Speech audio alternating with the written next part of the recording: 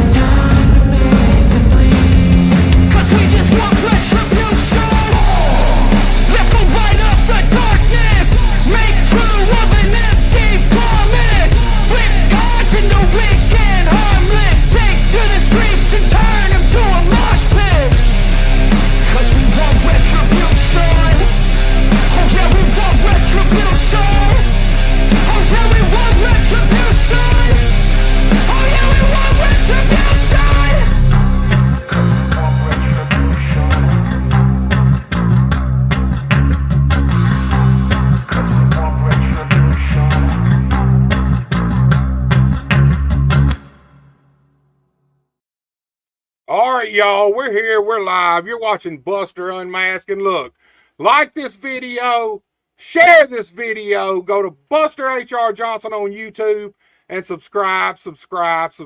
Got a killer show tonight, man.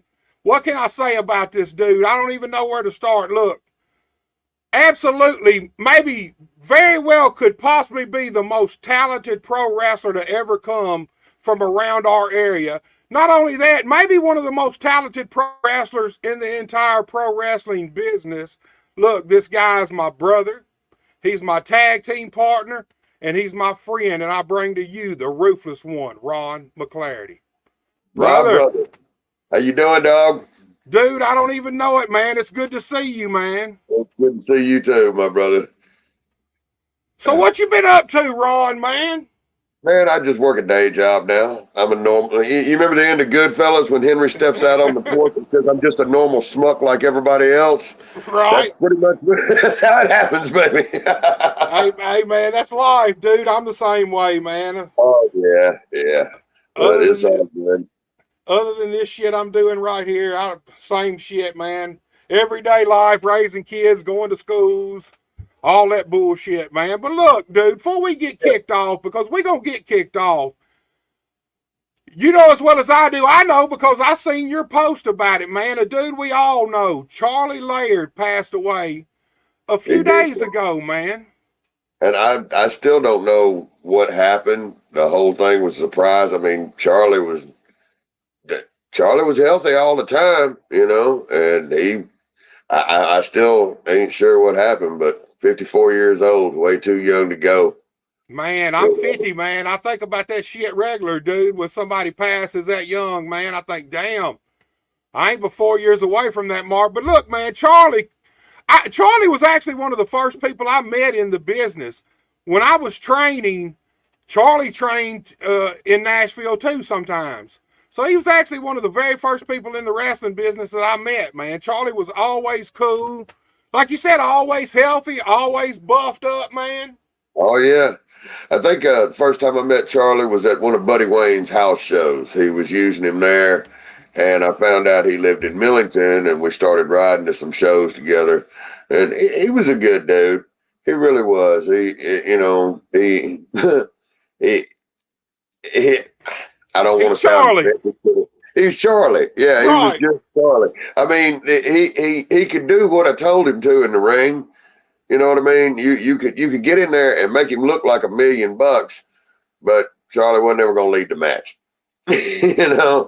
But he was a good dude. I mean, I remember one time in particular, I was working with him, and I went to give him a chair shot, and I swear to God, he looked up right as the chair was coming down, and I put 17 staples in his head, and he wasn't even pissed. He's just like, it's my fault. I looked up, but. Yeah, he was funny too.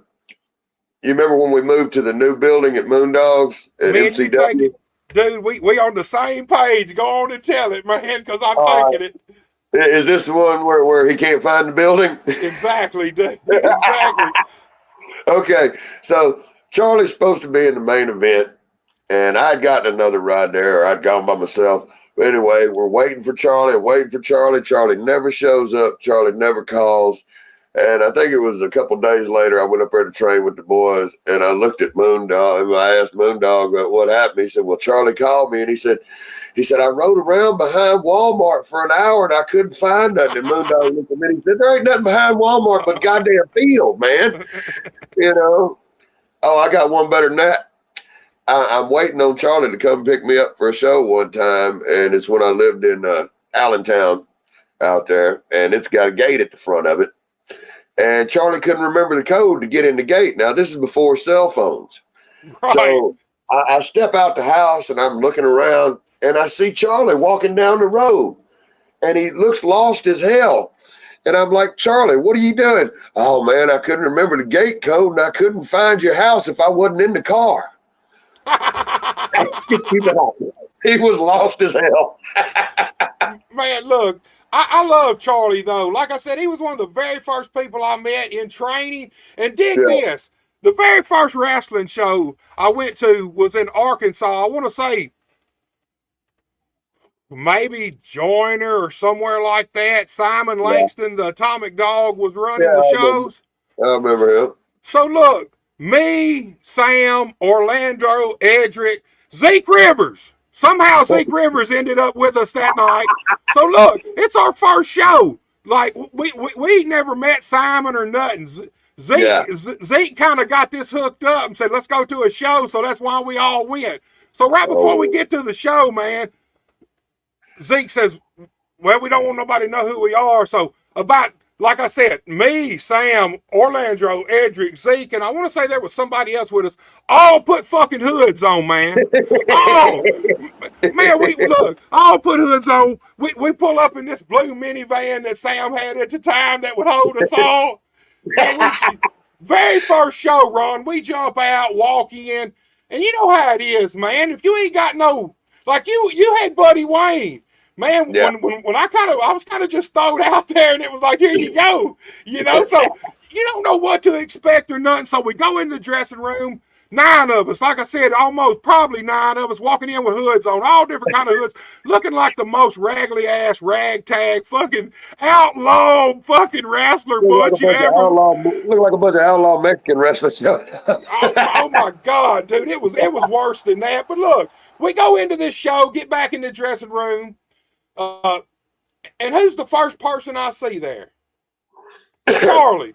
Charlie comes up out of nowhere, and I'm not expecting Charlie to be at this show in Arkansas. Last time I'd seen him, we were both at training. So here I am at my first show, and I don't know if it was Charlie's first show, but I look up and here Charlie comes walking down the hall, and I'm like, "What's up, man?" And it was cool after that, man. Charlie was just cool. Ended up doing a battle royal, 9 of us with hoods, man. so y'all kept the hoods on the whole time? Everybody wore a hood? Every fucking body, dude. Look, let me tell you something. When I say a battle royal, this was one of them outlaw 50, 60 men. It felt like in the ring battle royals, dude. The ring held together. I remember Bull Payne was there, and Bull was the winner of the battle royal. But, man, the ring was so packed you couldn't even move. It was just crazy, man. But Charlie, dude, look, before we get into this big reunion show, this big night to remember, and talking about Ruthless Ron Mclarity, I actually got a little 10-bell salute made up for Charlie. Let's do this, man. Let's give Charlie his respect, man.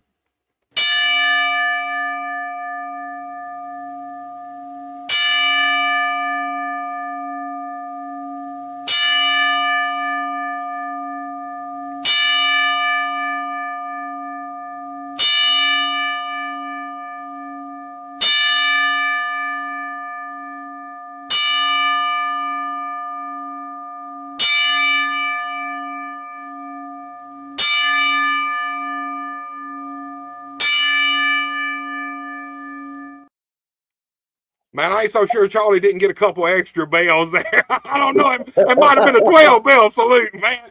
But look. Hey, he deserves them after the way they beat him with them chairs on Saturday morning. Man. Damn. Oh, my God. He took some of the most relentless beatings from Moondogs you have ever. And then still wanted to show up on Friday nights. Man. Yeah. Charlie was a great dude, man. I hate that he, like I said, at 54, when I seen the post, that's something I didn't expect to see. I had to double take it because at first I didn't really realize who it was because Charlie really looks a little different. He looks a little leaner. He wasn't as big as he used to be. And it took me a minute for it to really click to me. And I kind of scrolled past it, and then I scrolled back up, and because I seen your name, and then I realized what it was, man. It kind of threw me for a loop. But, I mean, man, life, what can you do? It is what it is, man. Any of us can go at any time, dude.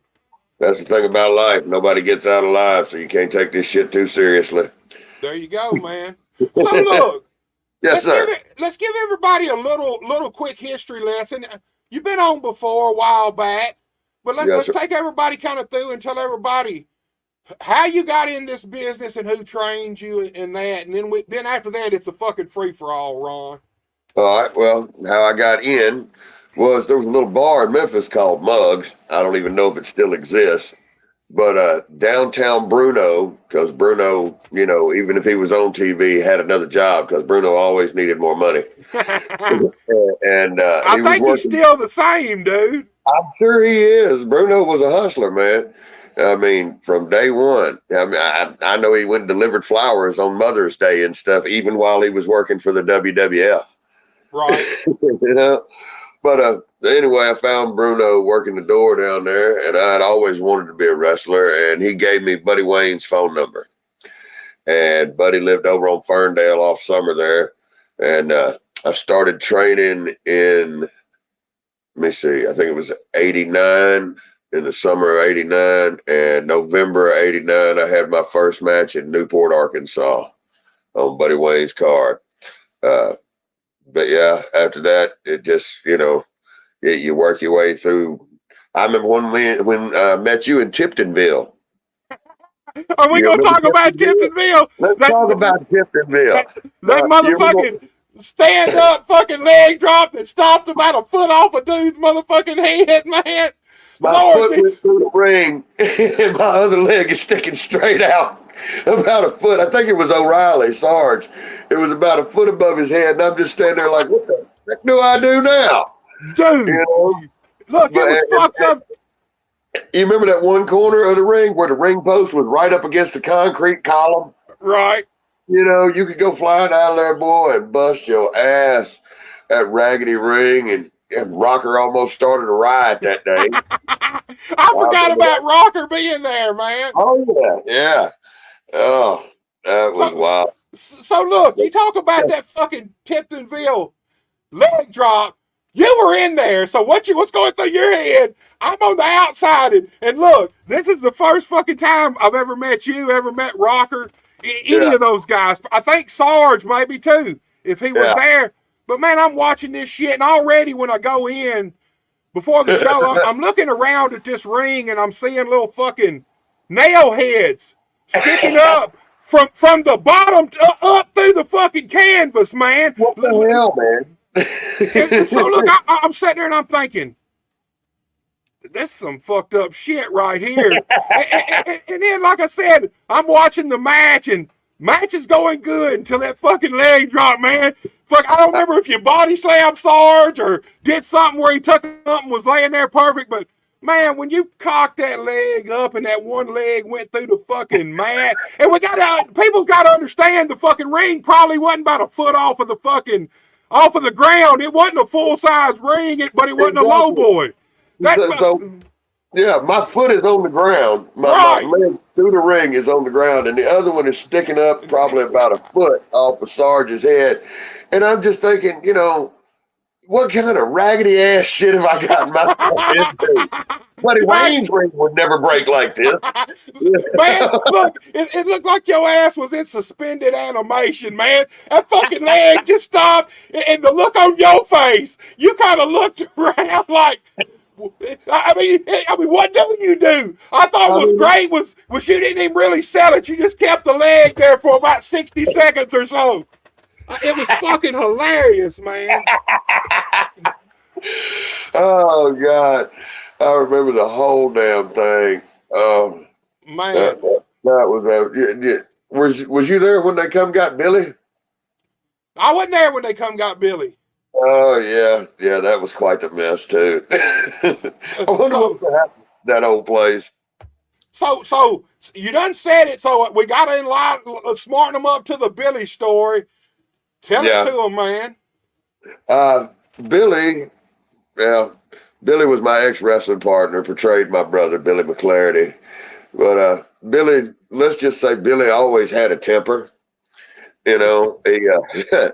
But anyway, he had gotten in some shit down here in Memphis, and his wife or somebody had put a charge on him for domestic violence or something like that. And sounds like Billy. Yeah, you know, and we're in the dressing room in Tiptonville, Tennessee, hundreds of miles away from home. And the cops come in and they start going through the dressing room and looking through everybody. And of course, me and Billy looked alike. So I got to show these some bitches my ID like 3 times, you know, and I'm like, dude, I'm not him, you know, and they're looking all over the building for him. And finally they found him hiding in the women's room, in the ladies' restroom, and took this some bitch to jail with tights and boots and everything on. I bet Billy didn't give a shit either. I bet he didn't give a fuck, man. You know, Billy, yeah. He was one of them that, you know, just, Billy was, hell, I remember having to stop him from popping Poker Face's eye out that time. God damn, man.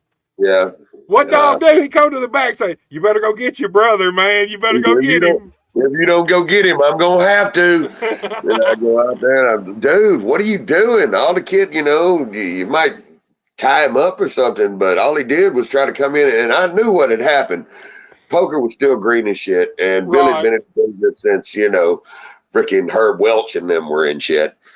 And fucking, he went back there and Poker's like, all right, we're going to do this, this, and this, and this. And Billy taps me and he goes, Ron, did you hear this motherfucker? And I'm like, oh, God, here we go again. And so I'm in the back getting ready, going over stuff. And Moondog comes back, Ron, you better go get him or I'm going to have to. And I go out there and he's got his damn thumb behind Poker's eye. And I'm like, dude, what the fuck? Hey, that's old school shit, though, man. Oh, Look, how many times you had somebody do that to you, and you just kind of go with it? All right, that's cool, knowing the whole time once you get in the ring, none of that shit's gonna happen, man. I mean, it is what it is. You gotta learn, I guess, dude. Look, Eric J's with us. He said, enjoying the show. What's up, Eric, man? I'll see you Friday night, dude. Vince Vex is with us. He said, Bud was the bartender at Muggs. Yeah, well, Vince Vex, look, I'm gonna stooge him off, man. That's Izzy, so. Oh, that's Izzy? That's Izzy. Okay. And look, this is something I can't read, so I don't really know what it says. I hope it don't say nothing fucking bad, but I know you kind of a multilingual, multitasking motherfucker. Can you read any of that? Man, I can't even see the bottom of this. What are you talking about? There ain't no telling what the fuck that says, man. I'm gonna have to get my old lady to translate that shit after the show, dude. So look, September 21st, man. Not this weekend, but next weekend, dude. Jackson, Tennessee, a night to remember. Man, what's your thoughts about this thing, man? I'm looking forward to it. I'd like to see all the guys again. I don't know. I'm sure it'll draw a crowd. Mainly the reason I'm gonna be there is because I look forward to seeing y'all. You, Hollywood, Sexy. Hell, I want to see Dundee. I ain't talked to him in years. But yeah, I'm interested in to see if they got a video package for the Lawler Dundee rivalry. They supposed to have a big video package for it. So yeah, because honestly, that kept the Coliseum running for a lot of years. Well, look, man. Speaking of Bill Dundee, Osceola, Arkansas, man. I seen you and Bill Dundee have some of the very best wrestling matches that at that time probably Bill Dundee had in a long time. You could tell once you got in there and got to going, and man, as it went to going, you can tell he kind of got fired up and into it, man. It was something that you hadn't seen him do in a while. So talk to us about working Dundee, man, in those matches. Well, what a lot of guys don't get, and Dundee did get this, and he knew that I knew what I was doing when I did it. You can get yourself over. That's the easy part. Yeah, you can go in there and beat somebody up and do all that. What is different is when you can put the other guy over. Right. You know what I'm saying? You cause stuff for him to do that ends up with you on the bad end of it. Like in the ladder match, I told him, I said, all right, I'm going to get the ladder. I'm going to set it about halfway up in the ring. And when I do, you come over here and stomp on the end of it. And I opened it up a little bit. And so when he comes over there and jumps on the end of it, it smacks together. Looks like it hits me. I take a big bump out on the floor. And people go ape shit. Right. And Dundee's like, okay, he gets it. You know what I'm saying? I get halfway up the ladder. Bill, drop kick the ladder. Motherfucker ain't thrown a drop kick in years. He drop kicked the shit out that ladder. Right. But after that, it's not so much what you can do to the other guy, but it's simple stuff. When I went to start getting heat on him, he shot me into the corner and he said, move. And you remember that thing he used to do where he'd put his knee in the top turnbuckle and flip over onto the floor? Right. Had nobody seen him do that in years. And he did it that night in Osceola, and I was like, shit, okay, And from then on, he was ready to go. Now he did get a little hot at me one time. I went to do this hip toss and turn into an elbow drop, and when I did, man, I came down right in the middle of his chest, and you could just hear the air rush out of him. I was like, oh shit, and he came up off the mat and he swung on me, and I moved out the way and grabbed him by his hair and pushed down. I said, we all right? He goes, yeah. But I always had a good time working Bill. Honestly, one of the matches that made me want to become a wrestler was watching him and Tony Charles at the Coliseum. Yeah, Him and Tony Dundee, man, a young Dundee, man. And a lot of that, unless you were there at the time or seen it till YouTube popped out, you didn't. You done got used to the late '80s, '90s Bill Dundee. You done forgot about that little bad motherfucker, man, that could go. Yeah, because he would go. He was straightforward all the time, and even then, if you wasn't ready for Bill, he was coming after you. You know what I'm saying? He was just straight towards you all the time. He was going to make you work by pressuring you, you know. And if you didn't do nothing, he was just going to beat you, you know. Right. But yeah, I always liked working with Dundee. He was a good hand to work with, man. And you know, and I got the opportunity to do something not a lot of people did. I got to work with him and Dutch Mantel, you know, Rock and Roll Express, all these people that I had watched in the Coliseum. Right. You know, and they're telling me that, you know, this is some of the best stuff they've done in years and are so happy. Hell, I had a concussion when I wrestled Dutch Mantel and couldn't remember how to untie my boots. And told him, I said, the whole thing was on autopilot. And he said, well, if that's autopilot, son, you're doing damn good. I do remember one part, though. He said, we were going over the finish, and he said, all right, I think I screwed him that night after I put my feet on the ropes. He said, I'll get you, baby, that bullwhip. He said, and I'll hit you once. You roll out after that. Well, I can tell you right now, that sumbitch did not have to give me directions to roll out, because if you want to get hit with that fucking bullwhip, it don't take but one, and you're getting your ass up and out of there. Right. I promise you, man, that sumbitch stung. Oh. So look, dude, I'm gonna be honest with you. I watched those matches with you and Dundee, and I feel like, for me, the spot where it all changed with Dundee, he went to shoot you off and he ducked. And I don't know what his spot was, but you went for an abdominal stretch. And he didn't really want to go with it right at first, because y'all went in about 4 circles. And you finally locked that motherfucker in. And after that, he went to work. His whole, right there is where I think you got Dundee's respect, right in that second.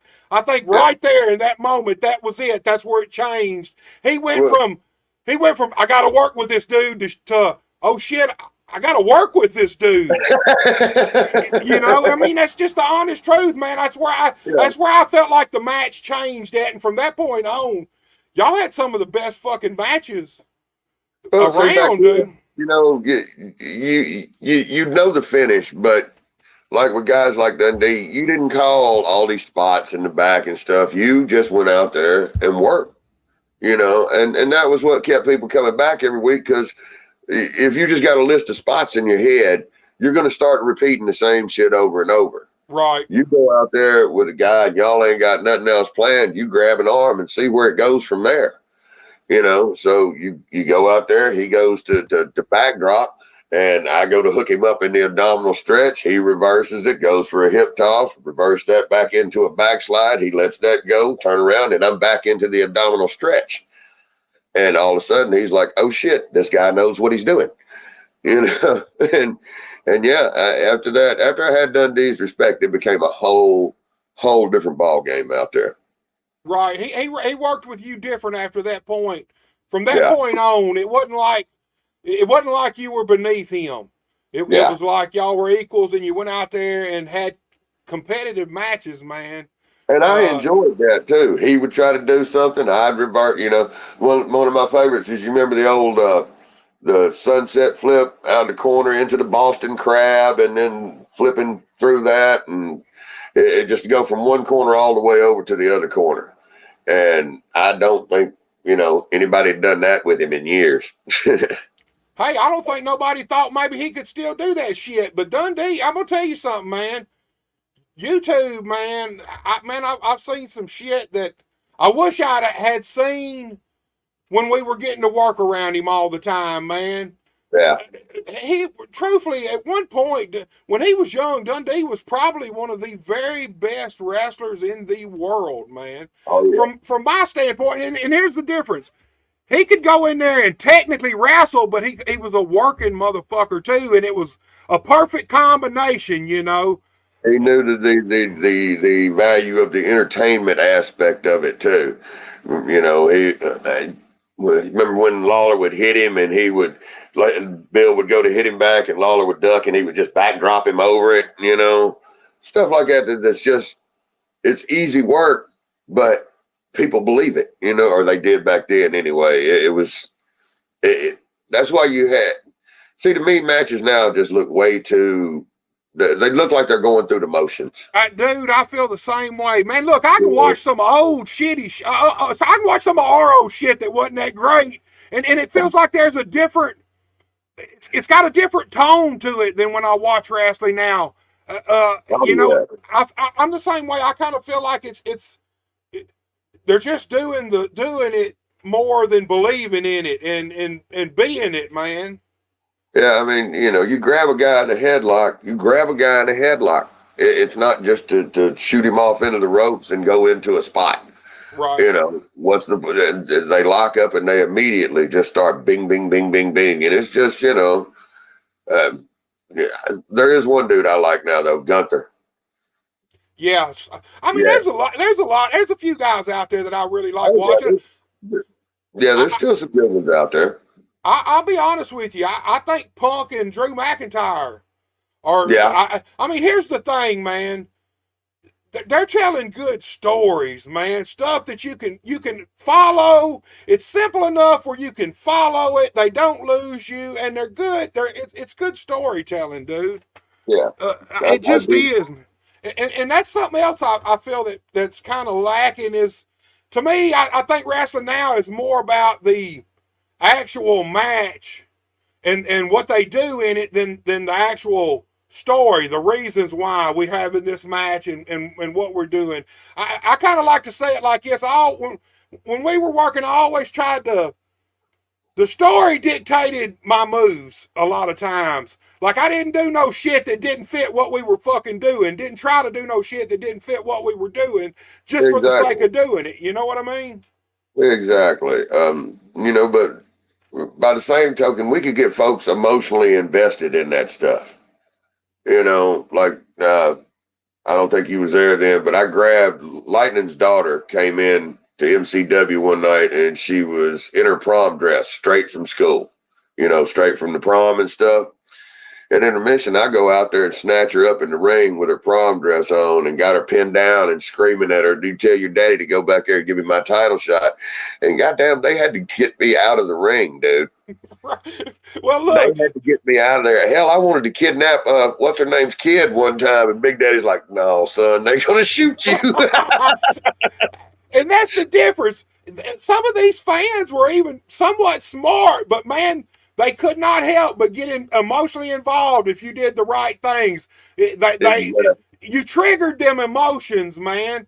And you know, to me, that's pro wrestling anyway. It's about conveyance of emotions between the wrestlers and the fans. And that's what I was always a big believer in too, was good guys and bad guys. Because without a bad guy, the good guy don't mean nothing. That's why they don't draw big crowds to high school wrestling matches, because there's drama in professional wrestling, you know, and without a clear cut, I mean, it's different now, but you know, one of the greatest things ever was Harley Race. Harley Race, dad's kid. What do you do for a finish? Oh, I do a drop kick off the top rope, Mr. Race. I'll move and pin you. That's it. You know, what's your finish, Ron? I'm gonna put my feet on the ropes and cheat. You know, I don't need a finish. I just cheat. You know, and it took a long time for me to understand that. And Moondog taught me a lot about that too. Larry was the first one that let me be who I was. And when he found out that I could piss people off and draw money with that personality, then yeah. He gave me some leeway to do some ideas that I had, and it really helped me along in the business. Well, you said it, cheat. Look, no matter how good a wrestler you are and a heel, you might could go out there and technically out wrestle every fucking body without cheating a bit, but you're a heel. No matter if you could beat everybody, you still need to cheat, do dirty shit. That's what you're there for. That's what's going to get them fans riled up. You go out there and Exactly. just tie some motherfucker up and pin them, it's going to be flat. But you Yeah, go out there and poke a eye, fish hook somebody, man, whatever, pull some hair. I mean, if you're a heel cheat, I feel like heels nowadays are scared to be heels a lot of times. They don't get the yeah. same heat we used to try to get, I don't feel like, Ron. And our heat was, and I'm not gonna say it was cheap, but it was easier to get because I got this kid in there, like, let's say Lightning Jerry. Finally, he gets a hold of my arm. He arm drags me, or I arm drag him. He holds on to it, and he still got my arm. I pick him up, I body slam him. He hangs on to my arm. I try to reverse it. He reverses the hip toss on me, comes up, arm drag. No matter what I do, I can't get this sumbitch off my arm. And then finally, I reach up and pull him down by his hair. Bam. Oh, son of a bitch, you couldn't do nothing without having to cheat, and then you've got him pissed off, And like you said, dog, man, I think we all learned. Look, I learned shit from Moondog that I didn't even realize I learned until 15 years fucking later, probably, Ron. Precisely. You know, Precisely. you're sitting there watching something or thinking something, and you're thinking, man, that ain't the way I'd fucking do it. It definitely ain't the way Moondog would do it. Look, you talk about Bill Dundee, but man, you and Moondog had some classic matches and some bloodbaths. Now look, Oh, my I remember Lord, man. one night in Coldwater, Mississippi, you and Moondog had a match where I want to say both of y'all got color, but man, I think you about cut your fucking head off, man. I mean, it was really buckets of blood, dude. Talk to us about some of those classic matches you had with Moondog. Well, basically, the more you trust a guy, me and Moondog trusted each other, and a lot of times we beat the shit out of each other. I mean, literally, those chair shots were hard. Those garbage cans, ain't nothing fake about them boards breaking over my head. I remember one time in particular, I was in the corner, and man, he come down on my head with a chair shot, and all of a sudden, everything just sounded like the ocean. Right. And I'm looking around and I can see people jumping up and down, but it looks like they're in slow motion, and all you hear is, and I look back and here comes another one. Bam! Fucking, but yeah, Moondog taught me he taught me more. Buddy Wayne taught me how to wrestle. Moondog taught me how to make an entertaining fight. Right. Or how to work the whole fight process. You know what I mean? Because I could have a match with him and I could go out there and actually wrestle with it. Or I could go out there and we could just, punch us from the opening bell and still make it good. We had bull rope matches, the lumberjack chain match, which I really enjoyed that when I went home for that week and I studied the old shit of Roddy Piper and Greg Valentine when they had the dog collar chain match. And right. You go back and look at that one, and I may have stole a little stuff, I may have procured a few things slightly, but you may have plagiarized a little bit there, a spot here and there. Plagiarize is an ugly word, but yeah, I mean, and that was part of it too. I mean, I studied that stuff to make those matches better. And I mean, you got to admit, in Osceola, Arkansas, we were doing, by no means the size of the Coliseum or nothing like that. But we had people coming back consistently week after week after week right. after week. And it could be me and Moondog at the top of that bill for 6 weeks straight. And we was doing something different every week, and yeah, I really enjoyed working with Larry. But yeah, some of them were some bloodbaths, man. I remember one time, and it was flowing on me pretty good. And he had busted this ceramic lamp in the ring. And he goes and he goes and he's trying to push my face into the lamp, the busted pieces of it. And I'm down there and he finally gets my head in and people are, they're going nuts. And I'm down there and it's just shh, shh, shh. And when I come up, it's just flowing. And all the people are like, oh, no. You know what I mean? And Moondog is like, we got to get out of here. We've carried it too far. And I'm thinking, Well, I mean, that's the thing.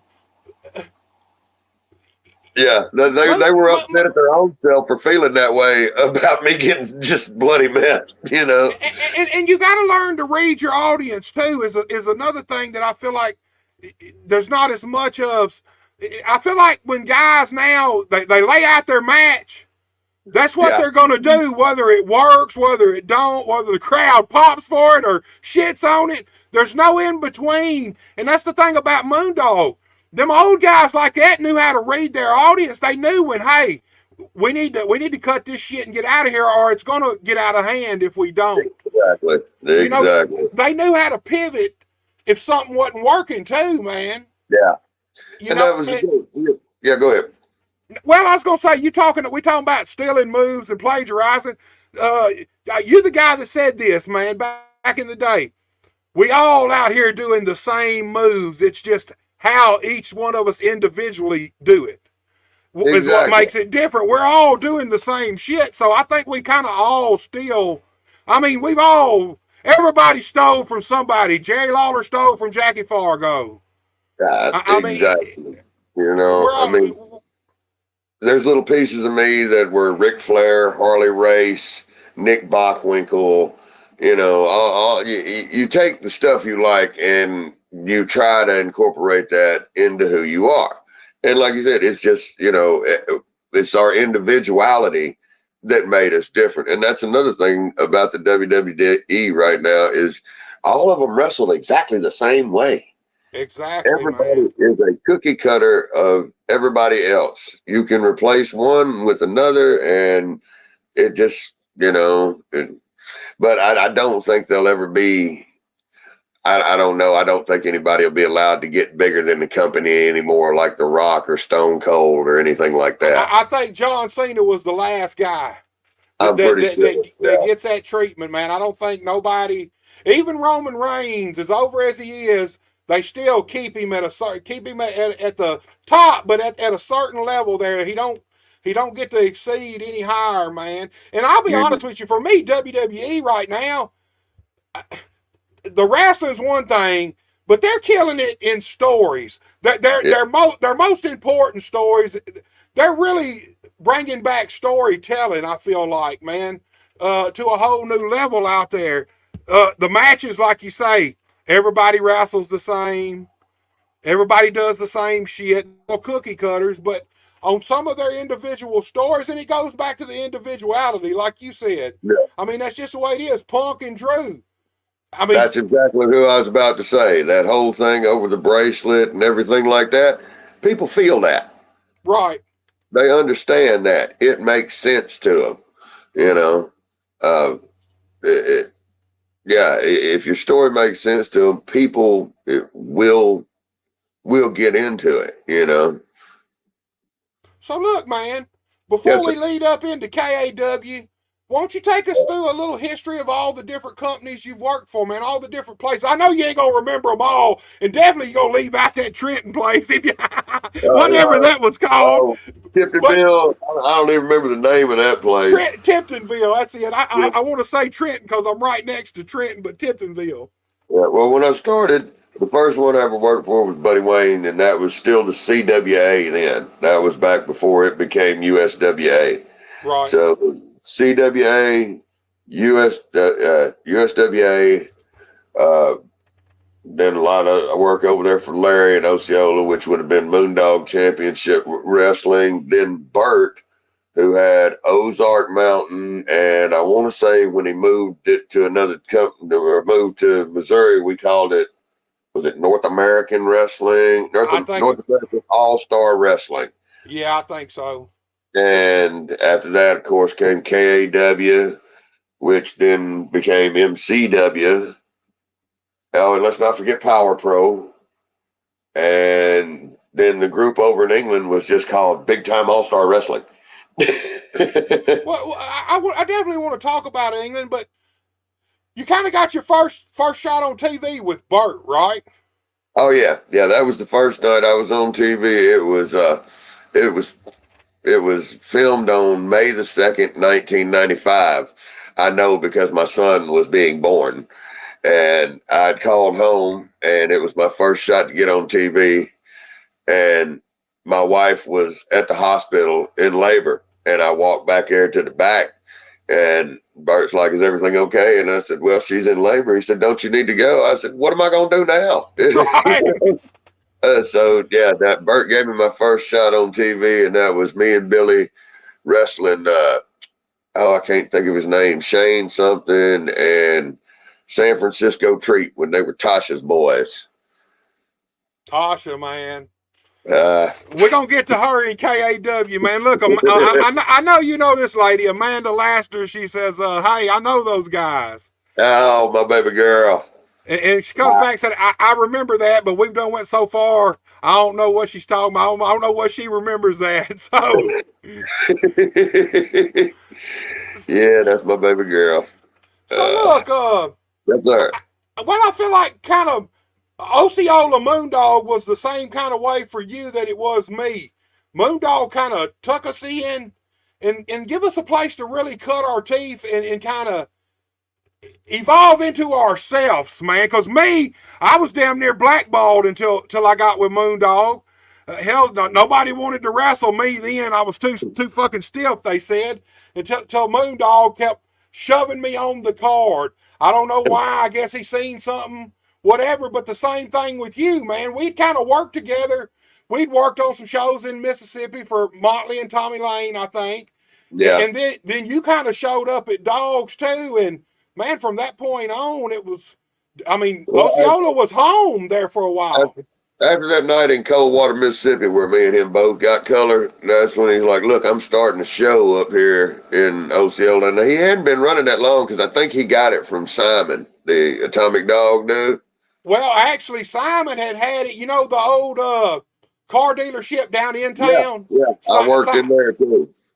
Yeah, you and Motley turned my fucking mask around on me in there. Look, fuck y'all, man. Fuck y'all, man. I'm gonna tell you now, fuck y'all. Look, so Simon had it. Yeah. Then Motley took it over for a few shows, and then Moondog got it. Yeah. And then he hooked up with LaFonts, and they moved it over to the first old building. Yes. Yeah. Yeah. And we had a group of guys there that, I mean, and a lot of them were local guys. I mean, you had Frankie Tucker, Big Josh, Lightning, Cowboy, me, you, Tim White, but it was all guys that we were basically the rejects. Right. You know, and Dog took that, saw it, and made a territory out of it pretty much because, you know, most of these territories was only running 2-3 days at the end by the time, or, you know, and we had that. Right. And we could draw them back every week without TV. Hell, I remember going to, what was it, Luxor, Arkansas, and having about 600 people in that gym. I mean, for a while they're everywhere. I mean, there was a little space there where Dog was running Friday, Saturday, and sometimes Sunday. Yes, sir. And we were doing good everywhere there, man. Everywhere we went. And that's a credit to Dog. I mean, look, he's seen something in the talent, and like you said, Outcast, the Rejects. And that kind of leads us perfectly into KAW because KAW was kind of the same thing. I had flirted with USWA a little bit in 1997. Actually, I think the first time I went there in 95 and did one TV match and then never went back. And then in 97, I went back and hung around there and stayed there. But they never, I mean, we never was really let into that boys club, that little clique that it was. And then come along Terry Golden and KAW, and all of us were kind of like the shunned ones that they didn't want, but Golden said, "Yeah, I think I can do something with these motherfuckers, man." Exactly. So then, you know, you got KW. I mean, he made the littles, itty and bitty. And I forget what was the tag team Weed that Motley had. Weed with Izzy and Bud. I had those guys on last week, dude. There was stuff like that. I mean, and KAW was something different. they acted like there was no rules, but honestly, I think it got better when me and you started acting like there was rules. I mean, it's hard. I remember us coming back to the dressing room, and it wasn't just particularly us. It wasn't us coming back. It was Golden coming back after one of the tapings or something, and it was a blanket statement like something about heat. Can anybody get any heat? And it's hard to get heat if there's no rules. That's back when not Motley but Alky, he just drank when you went for a cover. He'd just look at you. If you're choking a dude on the ropes, it's hard to get heat. If the referee don't give a shit, why should the fans? I mean, if it just is what it is, you can't get heat because then everybody's just a free-for-all out to beat each other's ass. You said earlier, you can't have a good guy without a bad guy, and you can't get heat without rules to break. Exactly. Without the bad, without Darth Vader, Luke Skywalker's just a bitch with a flashlight. Right, man. He don't mean shit. So, but yeah. So when can anybody get heat? Yeah, we can, but we're gonna have to change some shit. And apparently whatever we did right because it sure brought Vince McMahon knocking. Oh yeah, I think even Alky, I think once he got into it, once we started seeing the results, everybody of having there might not be no rules, but that don't mean Alky as the referee. He's still the referee. He's got power. He can enforce them if he wants to. He can enforce the rules if he wants to. And I feel the same way. I feel like once he started doing referee shit, breaking us on counts, and just simply admonishing us when we do something wrong, it triggered that. It flipped that switch in the fans. Then they know who the heels are. They know who the good guys are. They know who the bad guys are. And I mean, really, KAW, every one of it. Motley has been everywhere, wrestled fucking everybody, and the clique still shunned him too. He was still an outcast. All of us was. Terry was an outcast. Terry worked with him. He worked with Burt Good, but I mean, he flirted with Lawler and them, and he was kind of an outcast too. And man, when he put everybody together, man, I thought, man, it hit, man. It was working. But here's the thing too. I think, Ron, it didn't hurt at all that we had been used to the same old cookie cutter style wrestling. You had gone from the 70s and mid to late 80s from the late 80s to the 90s where it was all kind of just there wasn't nothing that really drawed you there. It was dying.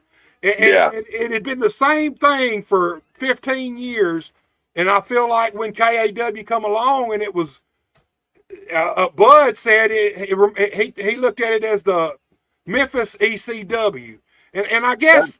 I mean, you got to look at it that way. ECW was first, but KAW was a little different than ECW too.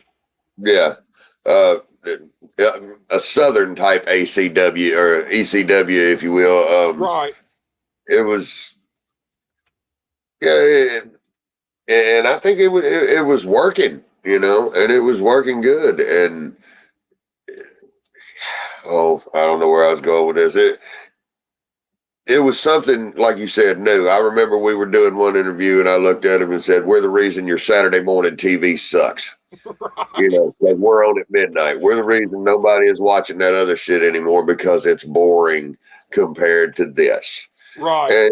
And that was it. Here's something new. Here's some guys you ain't heard of and ain't seen for the last 15 years. And they're not parading him out there on Saturday morning like they did that, what was his name? The Macho Warrior, whatever that guy was, the fat guy that was doing the damn Randy Savage imitation, that stupid shit. And I was like, that. This is the problem right here. Y'all don't want to let nobody else give a shot at this thing, but, let this ignorant motherfucker here in, and he's no threat to us. You know what I mean? And that's just the way I felt about it. Yeah, he may not, we're the ones that draw the money. This guy here is just a fucking joke, but we'll put him on TV and put him on the booking sheet everywhere. But then he was probably going everywhere for $40 fucking too, and I'm not going to do that. And that's just the way it was too. I mean, there ain't no, I don't have no animosity to anybody. That's just the way the business was. Oh, yeah. that was the clique in our area. I'm sure you went somewhere else. There was another clique where they had regular wrestling. Somewhere else there was another clique. It's all the same. It's just the way it was, man. Look, since we're talking about KAW, I pulled up a match, man. Okay. So let's check this out and give them a little taste of what KAW was really about, Ron. Let's see. I think we can talk over this. Oh. I don't know if we want to. We might want to just let everybody watch, man. I can't remember It ain't these but guys. about 4 minutes, a little over 4 minutes. Yeah, but it was the longest PK 4 minutes of Ripper their and life. Way Cool. Oh, yeah. Because there was one of them that used to go out there. I don't remember which one it was. Damn, a women's prison. Who else can do that? We're going to talk about that. Who the fuck else? I can see us going to a men's prison, but how the fuck did we get into a women's prison, Ron? Oh, man, I don't even... Hell, Brickhouse Brown was getting phone numbers on the way out. Oh, yeah. Hey, he was putting pussy on layaway, man. You know how it was, dude. Oh, here we go. Oh, I had pretty hair. Man, don't even talk about fucking hair, man. Yeah, I'm steady man. going bald. I'm steady going bald, Ron. Me too, brother. Me too. Oh. Goddamn! Look at all that hair, man. Look at that. I even got look at the fucking ponytail. How long it hangs down, man. I had luxurious hair back then, Ron. That was beautiful. Oh man, I have not seen this in years. Don't they try to run up on us? Oh, dude, that's the worst fucking mistake they ever made. Watch this shit. No. It just look. You was nice enough to sell a little bit at first. You registered some shit. I didn't even register. I just turned around and started beating the shit out of it. Oh man. But that's what made KAW. Oh. That's what made KAW though, man. It was wild. The new tag team combination of Ruthless, Mclarity, and the Hellraiser. Hey, look at that chair. That ain't one of them light ass chairs either. That's one of them real fucking chairs. That's one of them middle school from the 70s chairs right there, boy. Hey, you know how you know that? Because you see the rust on it. Them old cheap Walmart chairs don't rust like that, man. Oh, they're aluminum. They're aluminum and they're lightweight. That some bitch there was made out of steel. Oh, dude. Right there, man. I was my original thought when dude shot you off, what I was going to do was nail him with the chair because I was beside him, but I seen you. I knew you had set up a spot, and I realized, I said, no, I ain't going to fuck that up. But my original thought was to hit that motherfucker with the chair as you were running across. Just drop him before I got back. Sam better get out the fucking way. Oh.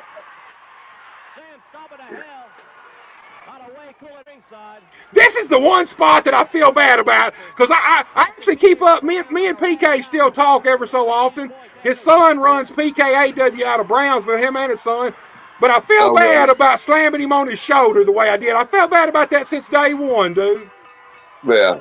Well, I mean, it wasn't like we was out there to really hurt nobody. You know, it sometimes the game's a little stiff.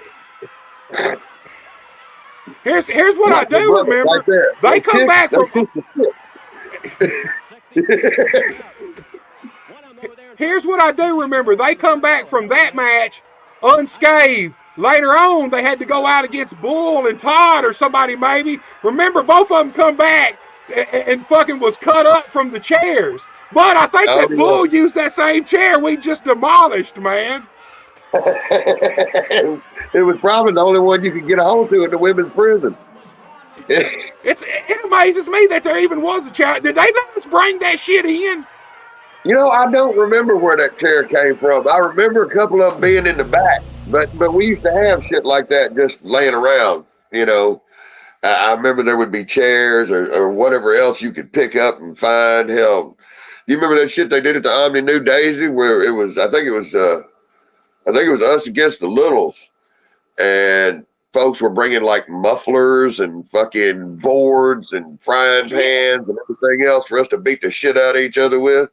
And you had to be careful with that shit, man. Every time you'd get something from a fan, you'd want to kind of look it over because you'll never know what some crazy motherfucker gonna do. Give you a sign with some nails through it or something. You don't know.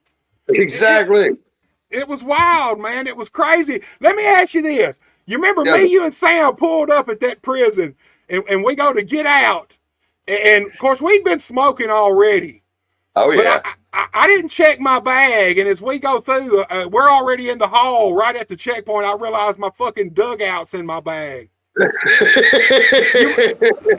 Dude, man, when that dude went to checking my bag, and we just got lucky. The dude who checked the bag was one of the guys who always came to the KAW shows. I'm assuming he's part of the reason we got in there, but he just felt around in there. You know, if you've ever seen a dugout, felt one, there ain't no mistaking that motherfucker. So he's filling in my bag, and I'm thinking it hits me. I'm like, oh, fuck. I'm finna be locked up in this fucking women's prison. I know he felt that motherfucker. He just kind of looked at me a little bit, zipped my bag up, and go on through, man. Dude, I thought I was fixing to go to the fucking penitentiary, the women's penitentiary. I guess if you got to go to a penitentiary as a dude, I guess the women's penitentiary is the way to go, man. No, you're there already, so, you know. Oh, but yeah, KAW, we did some wild stuff, man. So look, it switched over from KAW, and even Golden said it now. Golden, I think we all feel the same way. I know me and you did at the time. We were happy that that the WWE come in because it opened up maybe some opportunities. But you know, me and you and Sam, all three of us were immediately kind of apprehensive of they don't really come knocking unless you're doing something. You know what I mean? Exactly. If you wasn't no threat to them or wasn't no use to them, they would have never come down here. And obviously Lawler had a lot to do with that developmental deal, but still yet, they ain't just giving developmental deals out on Lawler's word or Lawler's say-so without they're thinking there's something there they can do something with. Yeah. You know? Yeah. But even Golden said it, he wishes now that he would have left it KAW. I think if it would have stayed KAW, I think that within 3 years from that, I think by the time MCW shut down, if it would have stayed Kick-Ass Wrestling, we'd have been the top promotion, bar none. Couldn't nobody have denied it around this area. Absolutely. Nobody could have denied it. I don't think Law could have denied it. I don't think anybody could have. I think they might have seen that happening, and it might have had a little bit to do with it. Us and the Littles were selling out everywhere we went. Man, you know, everywhere in little towns in Mississippi. What was it? Where was it we was for Buddy? Was that Blytheville, Arkansas? Earl too. Buddy used to do Earl, and we would do Earl with Buddy. But Buddy, you know, hey, we would pack them out in there, man. And you know, I mean, and it was so simple in the beginning. All we did is we had Itty and Bitty screw us some kind of way, and then as they was leaving, we ran and grabbed Hollywood from behind. You remember? Right. And just picked him up, slammed him down in the ring. Next week, they're pissed and coming in. By third week, their house on fire when they get there, and it's standing room only. And then the fourth week, they screwed us. And here's the thing. I've told this before. Me and you both figured out during that stint that, hell, I'll be honest with you, I think a lot of times we got over better losing in the end than we would have if we would have won sometimes. Oh, dear God, yeah. Absolutely. Absolutely. I mean, we could lose and be back the next week and people would still be there for the match because they just never knew. The only time I remember where I felt like the fans were losing it was once it became MCW and we were in Oxford working with the posse. And they had beat us like 2 or 3 weeks in a row, you know, and we were looking for something different. And I remember Golden and Jet being in the back talking, and they said something, and I'm like, man, I feel like they know we're going to lose because we done lost like 3 weeks in a row. Yeah. I felt like they know we're going to lose. So that night we actually changed it. We made it a non-title match, and we actually got the win that night, which reignited the whole thing. Exactly. You know, if people know what's going to happen, what's the point in watching? You know, you might watch the same movie twice, but you're not going to watch the same movie night after night after night. You're going to get bored with it. You know, that, like you said, that, oh, it's these guys again. And, you know, and that was part of the problem too, is 99% of the time, all the WWE guys always went over. Right. You know, and you just I knew if think you that's saw pretty much that. like that in every damn developmental territory, honestly. Oh, I'm sure. Well, now the developmental territories are mostly just the WWE guys, from what I understand. I don't even You think you could know, call them developmental no, territories no more, really. yeah. I know it went from Florida to us to, I think, wasn't it Danny Davis after here to Ohio Valley? Danny Davis is Ohio Valley. Yeah, that's what I was saying. It went there after after the developmental deal left here. It went up there. But now I don't know if NXT is just the developmental or if they're a brand unto themselves anymore. I don't know. I You think know, I think they're their own brand, man. yeah, I mean, yeah, obviously, basically, it's the primer for the main roster of SmackDown or Raw, I guess. But it's still their own brand. They got their yeah, own fucking TV show and shit, and yeah, their own talent. And even now, lately, they've been bringing some of the main roster talent back over to NXT. So obviously, it's its own brand. yeah, Uh, you know, and when it switched from KAW to Memphis Championship Wrestling, me and you and Sam went and had a meeting with Golden, and the idea was to change us from Ruthless Ron Mclarity and the Hellraiser to the Mullets. yeah, So I know me and you both, we had been doing what we had been doing for a long time, and we were in the groove. yeah. What was your initial thoughts when they hit us with that idea? This is the fucking. This is where it all's going to start crumbling down right here, boys. Um, which, you know, I don't know what the point of that was. You know, we were over as who we were. And then you bring us, and maybe it was just them trying to do something different with the gimmick, you know, but eh, we were good at who we were. Right. Hellraiser and with Ron McClarity made a hell of a team. David Lee and Ronnie James, we still made a hell of a team, but it felt like they tried to make us into a joke with the poison, you know, don't need nothing but a good time and all that. And it, you know, it worked for a minute, but then we were still us.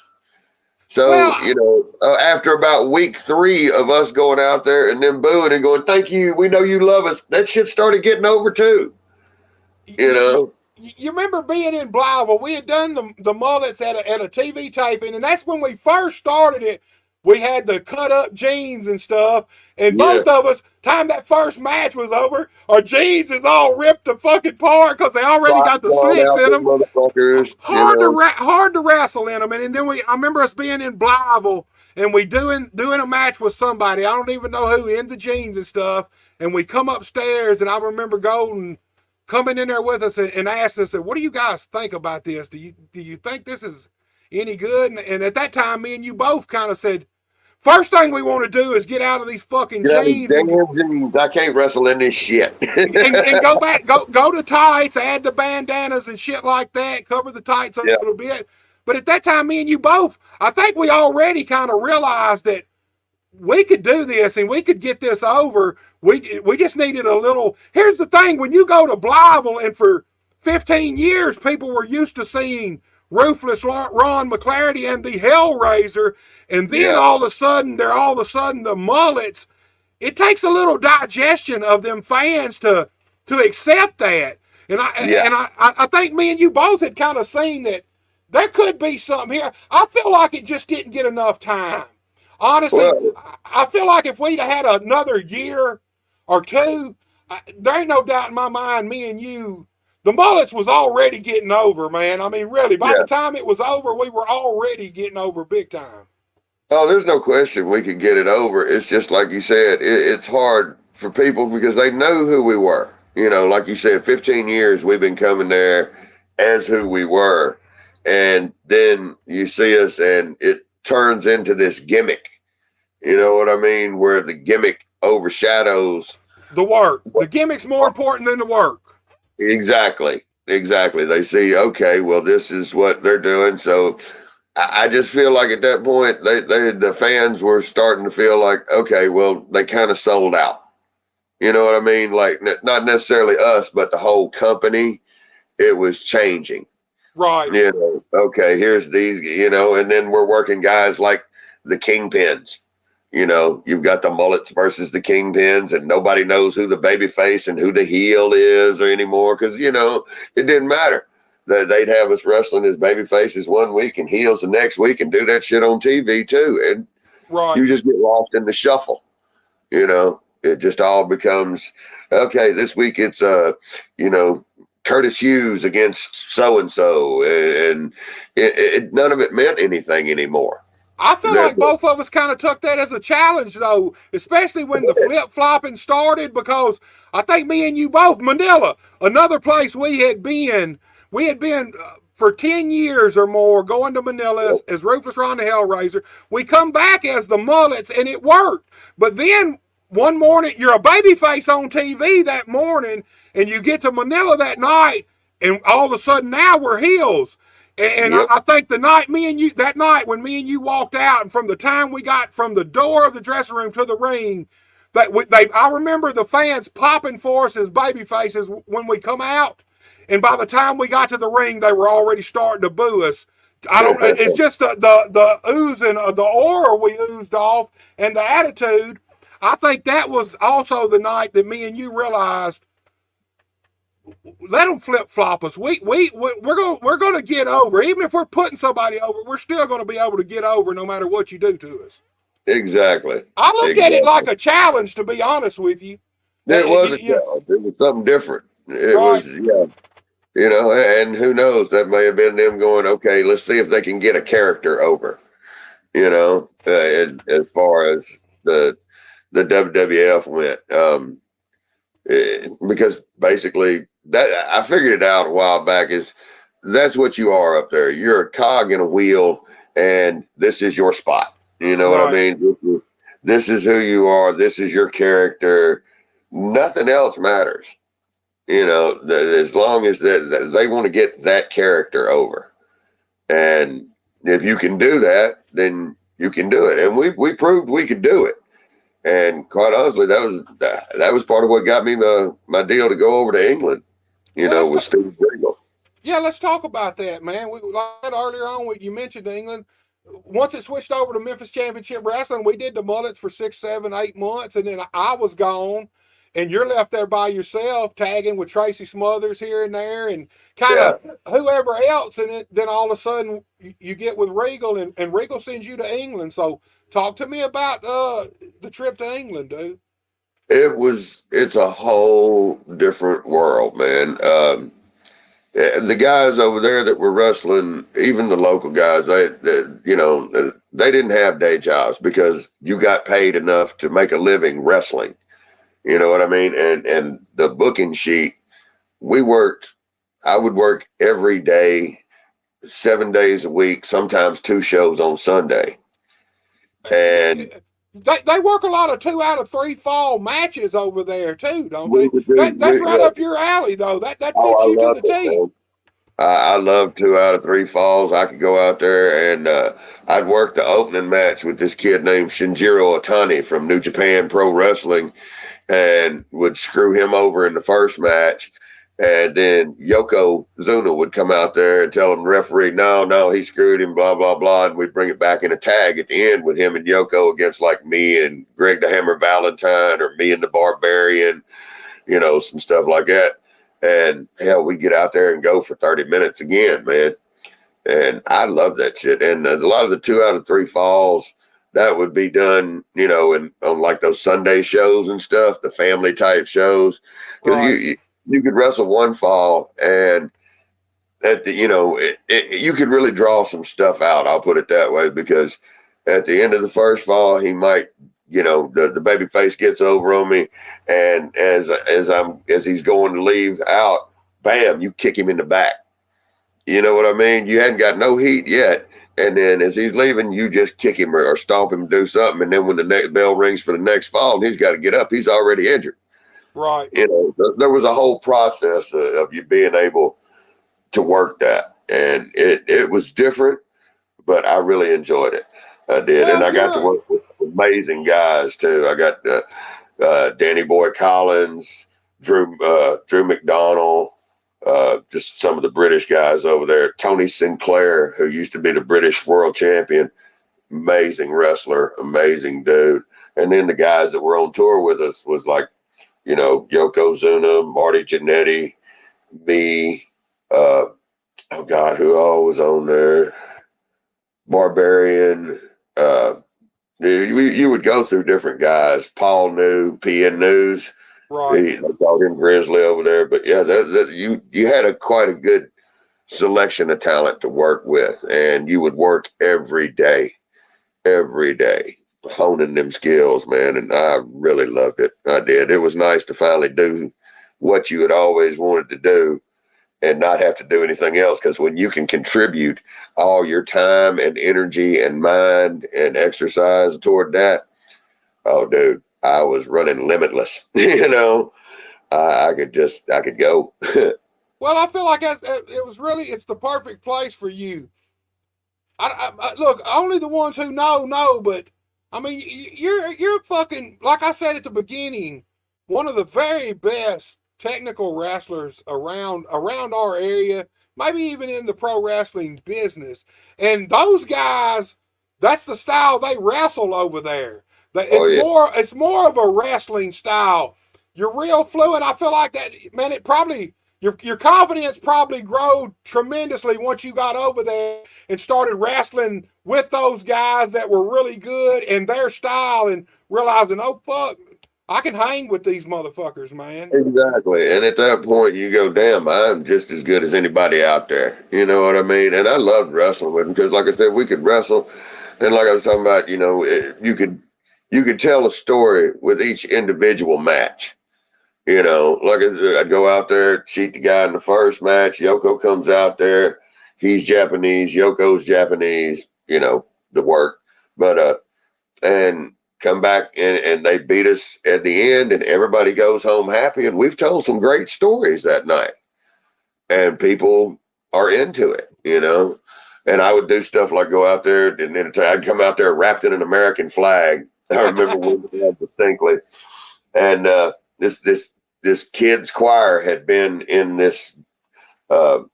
We played a lot of like theaters, like the Orpheum and stuff like that. Straight up and down, because the stuff's compact in England, and it's not wide spread out, but there'll be 3-4 tiers in there. With the spotlight hits, and I'm wrapped in an American flag, and I find this history book in the back that this kid had left there, and I.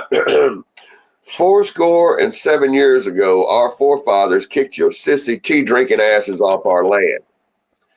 And at this point, the cups of ice and shit come flying, man, and they are just pissed. And this other guy, I can't remember his name, James Mason, he would come out there waving the British flag, the Union Jack.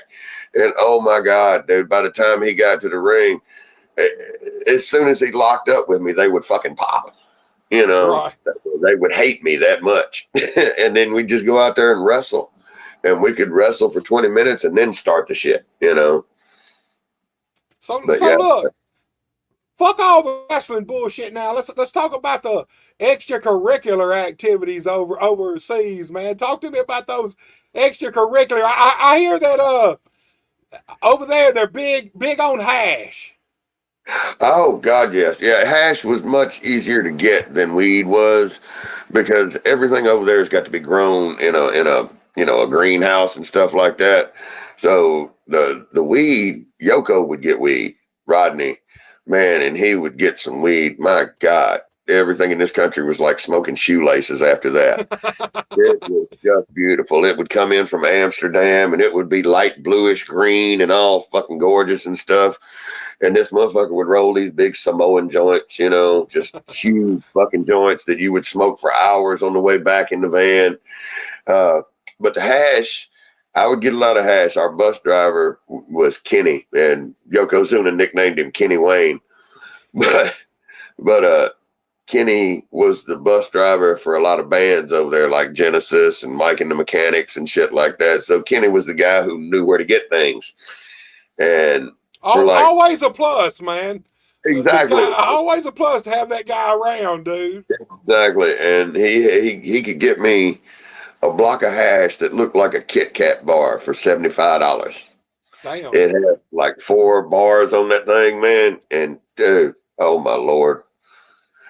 Yeah, we would get up in the morning, drink some coffee, smoke a little hash, go to the gym, smoke a little more hash on the way out of the gym, go into town, eat a whole chicken, you know. Hey, don't start talking about fucking chicken now. You know, I'll be out of this motherfucker right now, headed somewhere to get me some fucking wings or something, man.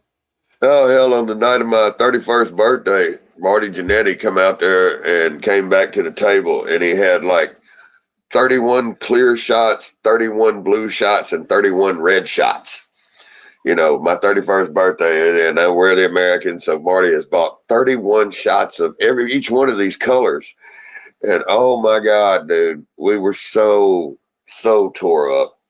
And it was fun too, because, you know, they would see us coming and there might be a line down the street to get in the club. And they're like, no, you guys come over here. There's a door over here. Don't nobody else see. We just go in that motherfucker and they let us in, you know. And it was wild because at that point they've seen you on TV and all this stuff, and you're in the roped off VIP area, and people just walk by you like you're an animal in the zoo, you know. Just looking, yeah, waiting for this big Samoan to jump up like a fucking grizzly bear. But yeah, so you know, you really didn't have to pay for shit. It was a whole new experience. You was living the fucking dream, getting to wrestle all the time for a living, plenty of fucking hash. I mean, goddamn, Ron, why'd you ever come fucking back, man? Because I had 4 kids to take care of. Yeah, man, that always brings you back, don't it? It does. They'll keep you grounded, son. Well, there you go, man. I remember you was jacked up when you got back too, man. So I know you was doing some little experimentations over there, dude. Oh, we were doing so many roids, and some of us were doing human growth hormone, and and it was just it was much easier to get to. There's a whole black market for everything in Europe. You know, like cigarettes were damn near $10 a pack. But the guy that we lived in the boarding house, he was a merchant marine for all these years and knew people down at the docks, so I could go get a carton of cigarettes for like $50. You know, there was just a black market for everything, and the same with steroids. And dude, we had some testosterone and some oh God, what was it? Virmone, Cestanon, anything you could pretty much imagine. Right. We were doing. I was taking about 4 to 6 shots a week. But here's a good one. Stupidest thing we ever did is we took some oil-based Cestanon 250, and we were running low on needles because one of us would have to go down to the needle exchange and get some more. And we said, all right, we'll just mix this shit together. So we mixed Winstraw V with Cestanon 250. Now, one of those is oil and the Winstraw is water. Here's a hint. Never shoot anything in your ass that looks like a lava lamp. Right. You know, if it's in there, if you can see the bubbles separating.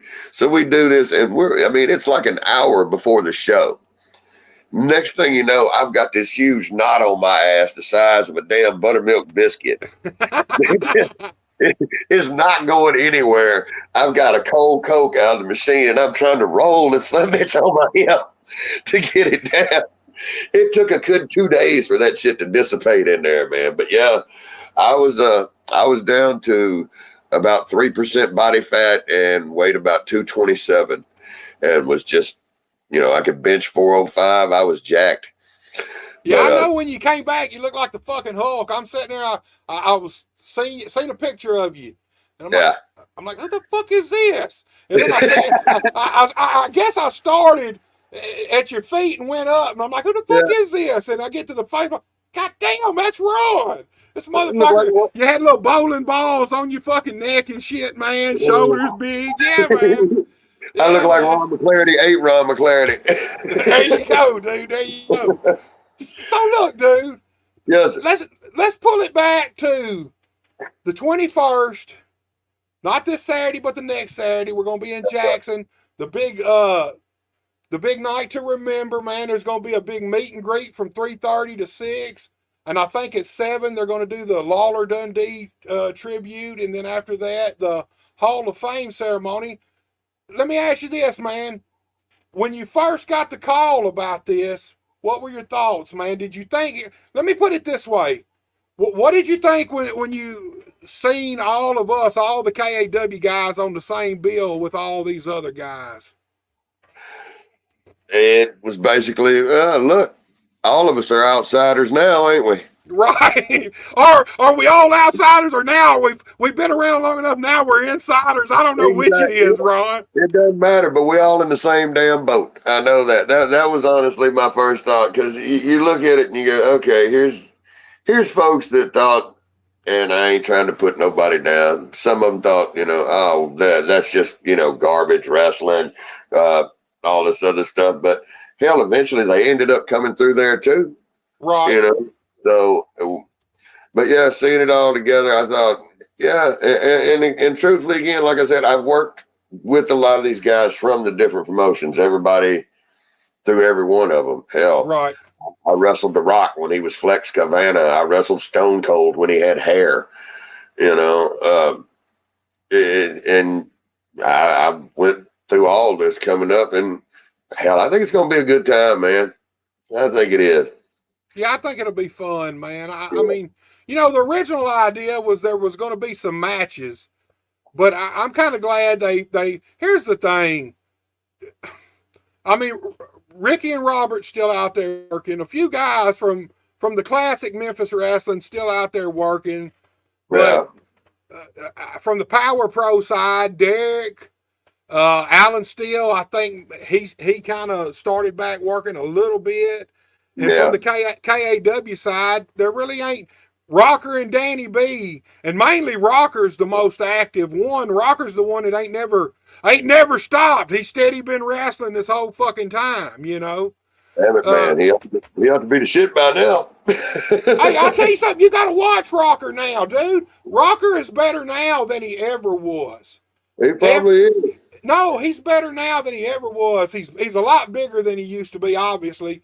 But his just the maturities, you can see the maturity and the experience in the ring in his work. I think Rocker's man. I've been filming Rocker since I started back filming shows, and I probably seen Rocker have 50, 60 matches maybe over 3 or 4 years. Yeah. And dude, Rocker is better now than he ever was. I think. He just is. Danny B. Him and Danny B. had a little feud about a year ago in TIWF, and Danny B still looks good and can go in there and still go. But overall, I've been out so long that I ain't really got no health issues that keep me out. But I've been out so long, man. Fuck. Hell, I took a bump about 2 months ago. The first bump I've taken since 2009. Brand new Mike Samples ring. When I say brand new, this motherfucker ain't even broke in, and I wish I would have waited, Ron. Man, I took a walkout bump, and when I fucking landed, I just had to kind of lay there. Look, Ron. I used to take bumps on concrete floors, attack the concrete floor bumps, and never faze me. Look, I'm laying down there in my fucking insides. I can feel them shaking around and shit. I'm like, God damn. It was so bad, I didn't even get up in the ring. I just rolled out from under the bottom. Oh, man. Dude, I'm going to tell you something. It'd take me 3 months of steady taking bumps just to get used to that shit again. I'll be honest with you. Me too. I would have to lose 20 pounds and go in there and just do it. But you know, I'm two schools of thought. Yeah, I want to do it one more time just to show my grandkids because they've seen the tapes and stuff, and they, RJ, my grandson. I wish I could see you wrestle just one time, Papa. I'm like, oh God, Right. Man, I want to do Tugging it. at them fucking heartstrings there, ain't he? It does, and it'd be fun to come back and do it for one night, but it's going to take a lot of work. Right. It's going to take some getting to get there, and secondly, it's got to be somebody I trust. You know what Right. I'm saying? Because there's so many guys out there that don't know whether to wind their ass or fucking wipe their watch. Right. So, but yeah, and the other school of thought to me is I should just leave it alone and let it be. You know what I mean? Just be remembered for what you did, because you don't ever want to. A lot of guys keep wrestling past their prime. You know what I mean? And you don't want that be the last memory. You don't want one match to fuck up 20 years worth of 25, 30 years worth of shit, man. You don't want one match to do that. Exactly. They'll be like, damn, why did he drag his ass out here? Oh, this motherfucker's already limping and he ain't got to the ring yet. What is that on his knee? Why does it have dials on either side of it? Hey, man, Father Time catches up to everybody, dude. It does. Well, Ron, man, I guess we fixing to wrap it up. I know you gotta get up in the morning. I do too. Man, I'm old for this shit. This 8 o'clock fucking bell time for this thing, man. Look at 7 o'clock. I was in my chair starting to doze off, Ron. Sarah said, you got a podcast, right? I'm like, yeah. I got an alarm set for 7:25 so I can start getting all my shit together. Dude, been a blast like always, Ron. And man, I appreciate you coming on, talking to us, telling us about your life, telling us about your wrestling career, and just giving us your time. And man, I'm so looking forward to seeing you next week, man. I am too, my brother. I look forward. Thank you for having me on. It's always good to talk to you, Tim. And I'm looking forward to seeing you next week too, my brother. Man, it's going to be a blast, Ron. We're going to have to get together and might have to order some hash from England. You never know, man. What's going to happen? Arkansas's got dispensaries now. I'm sure we can find something. Hey, Missouri's wide open, man. They're recreational too. They ain't got no fucking hash yet, though. See, that's the thing. Although I did try some of the stuff called THC diamonds. That was, that's pretty cose. Well, let me ask, do you smoke it, or is it some stuff you put under your tongue? No, you smoke it. It looks like cocaine, but it's crystallized THC. We don't want to talk about smoking cocaine, Ron. No. I'll have to take a shit, man. We're going to talking too much, man. But they've taken all the plant matter out, and it's just pure THC. So it's like these little white crystals, and you just sprinkle it in your joint, and oh my Lord, it's like you're 12 years old getting high again. Man, dude, I love the dispensary, man. I do. I'll be honest with you. I never thought. Look, Sam's the same way. The first couple of years the dispensary started popping up, oh, fuck that shit. I'm always going to stay on the black market. Then his ass went down there a time or two, and I swear to God, this is what he said, Ron. After repeatedly telling me, fuck it, I'll always be a black market guy. He went down to the dispensaries 2 or 3 times, and we're talking on the phone. This motherfucker says, I'll never go back, man. I love the dispensary. I'll never go back to the old way. I'm like, motherfucker, you have been denying this for like 3 fucking years now, man. Is he going to make it down Saturday? Oh, yeah, he'll be there. Good deal. Yeah, man. I'm going to have a table set up, going to be doing some podcast stuff. I'm sure you and him going to be right there, man. We're going to do try to do some live shit. I've never really done any live shit like like right there at an event. So we're going to try it. But if nothing else, we're definitely going to record a lot of shit for me to eventually put on. So sounds good, my brother. We're going to have to get together before and get our heads right, man, and probably after too, dudes. After, hell, maybe during.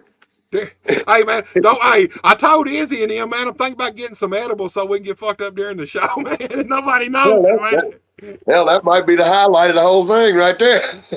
Look, I told watching our steady descent into fucking Never Land. I told Golden, I said, what you gonna do if we embarrass you? Time the show fucking starts, gets ready for the meet and greet. We all passed out on tables and shit in the meet and greet, man. Oh, shit. Hey, it wouldn't be kick-ass wrestling if it didn't happen that way, Ron. Man, we can't even talk about all the drugs that used to be in that dressing room. Man, goddamn. Ron, dude, I appreciate you, my brother, and I will see you Saturday. Yes, sir. I'll see you then, bro. All right, y'all, right there, Ruthless Ron Mclarity. Like I said, my brother, my tag team partner, and my friend. One of the very best pro wrestlers ever to pro wrestle anywhere that there's ever been pro wrestling. Simple as that.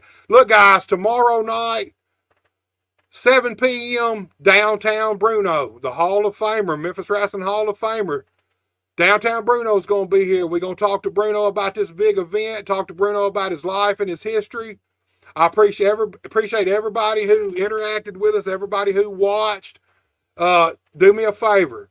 Like this video, share this video, and go to Buster H.R. Johnson on YouTube and subscribe. Till tomorrow night, I'll see you guys later. I don't ever slow up, no I don't take shit. I got no love for the fakeness. If you wanna play tough and wanna hate this, I'll always show up.